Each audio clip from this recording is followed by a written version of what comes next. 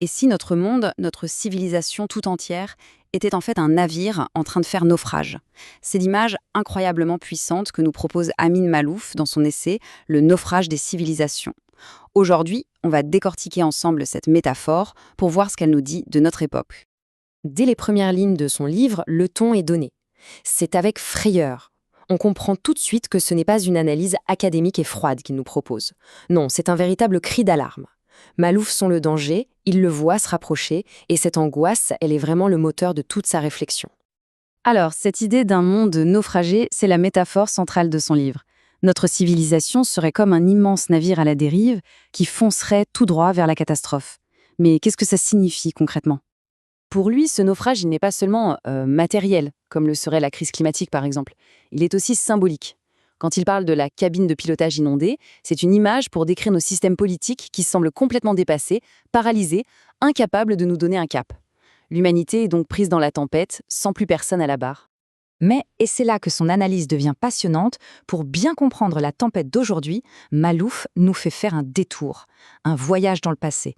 Il nous emmène à la découverte d'un monde qu'on a perdu et dont la disparition, selon lui, est la clé pour comprendre l'origine du désastre actuel. Ce monde, c'est celui de son enfance, de ses racines, le Levant. Il faut s'imaginer Le Caire, Beyrouth, au début du XXe siècle. C'étaient des carrefours bouillonnants où des communautés de toutes les origines, de toutes les religions, coexistaient et s'enrichissaient mutuellement. Une sorte de mondialisation heureuse, bien avant l'heure. Et l'effervescence culturelle de l'époque était juste incroyable. On parle de géants là. Taha Hussein, un intellectuel brillant, aveugle, qui devient ministre de l'Éducation, ou bien sûr Kalsoum, dont la voix unissait absolument tout le monde arabe. Le Caire, à ce moment-là, c'était un phare de modernité, de création, de possibilité. L'histoire de sa propre famille incarne parfaitement cet esprit. Son grand-père, par exemple, parti de rien, a fait fortune en Égypte grâce à un talent assez unique. Il savait dompter les chevaux. C'est une réussite fulgurante qui symbolise toutes les promesses de cette époque. Une promesse qui, malheureusement, allait bientôt être brisée en 1000 morceaux. Parce que ce paradis, ce monde de promesses, il ne va pas durer. Il va être anéanti, et avec une rapidité, une brutalité assez foudroyante. Le rêve va virer au cauchemar. Il suffit de regarder cette chronologie pour voir la vitesse de l'effondrement. C'est hallucinant. En moins d'1 an, tout bascule. On passe d'une crise diplomatique à des émeutes, puis à un coup d'État militaire. Avec l'incendie du Caire, c'est tout ce monde cosmopolite qui part littéralement en fumée, pour laisser la place à un nationalisme beaucoup plus dur. Et avec l'arrivée de Nasser au pouvoir, le rêve se transforme définitivement en cauchemar. Sa politique vise une sorte d'homogénéisation culturelle, ce qui signe la fin pour toutes ces minorités qui faisaient la richesse du pays. Pour la famille de Maalouf, comme pour des milliers d'autres, c'est le déchirement, le début de l'exil forcé. Et la comparaison que fait Maalouf à ce sujet est vraiment saisissante. D'un côté, on a Nasser, qui choisit la pureté identitaire et qui au final appauvrit son pays. Et de l'autre, on a Mandela, qui choisit la voie de la réconciliation pour bâtir une nation arc-en-ciel. 2 choix, 2 destins. Le Levant a fait le sien, et il en paie encore le prix aujourd'hui. La perte de ce paradis levantin, ce n'est que le premier acte de la tragédie, parce qu'elle va laisser une cicatrice psychologique très profonde, un sentiment de défaite immense qui va contaminer toute la région et la faire basculer dans ce que Maalouf appelle l'âge du désespoir. Et s'il fallait une seule date pour symboliser ce basculement, ce serait celle-là, 1967.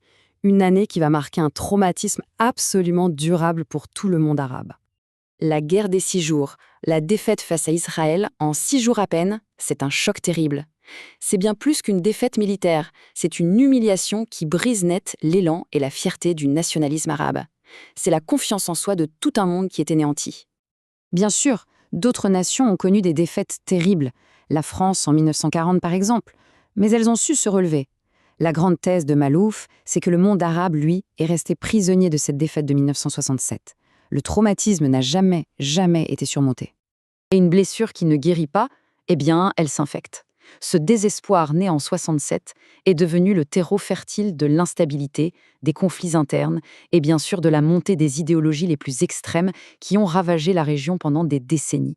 Et c'est précisément là que le récit de Maalouf prend une dimension universelle et même assez vertigineuse. Parce qu'il soutient que cette tragédie du Levant, ce n'était en fait qu'un avant-goût, une sorte de répétition générale de ce qui attendait le reste du monde. Pour illustrer ça, il pointe une autre date clé, 1979, Pour lui, c'est l'année du grand retournement. Le monde bascule à nouveau, mais cette fois-ci sous l'impulsion de deux révolutions que, a priori, tout oppose. D'un côté, on a la révolution conservatrice en Occident, avec Thatcher et Reagan. C'est le triomphe du libre marché, de la dérégulation. De l'autre côté, à l'Est, on a la révolution islamique en Iran, avec un modèle politico-religieux radical. Deux mouvements très différents, mais qui ont un point commun. Ils rejettent l'ordre mondial d'après-guerre et proposent des visions du monde exclusives, rivales. Et le résultat de tout ça, Malouf utilise un mot très fort, la décomposition. Les grandes idéologies qui, bon an mal an, unifiaient le monde, s'effondrent. Et à la place, le monde se fracture en tribus, en identités qui s'affrontent au lieu de chercher à coopérer. Le processus qu'on a d'abord vu au Levant devient planétaire. Et les symptômes de ce naufrage global, aujourd'hui, on les voit partout. Le repli identitaire, l'échec des grands projets collectifs, la méfiance généralisée, et surtout, ce sentiment un peu angoissant que le navire de l'humanité navigue sans pilote, droit vers les icebergs. C'est ça, le cœur du message de Malouf. Le drame de sa région natale n'était pas une exception. C'était une prémonition, c'était un avertissement. Aujourd'hui, le naufrage est devenu notre condition à tous. D'une certaine manière, on est tous devenus des Levantins. Et on en revient donc à la question de départ. Les montagnes de glace, elles sont bien là, bien réelles. Mais si personne n'est à la barre, qui peut encore nous faire changer de cap? La question de Malouf, ce n'est pas juste une formule littéraire, c'est peut-être la question la plus importante et la plus angoissante de notre temps.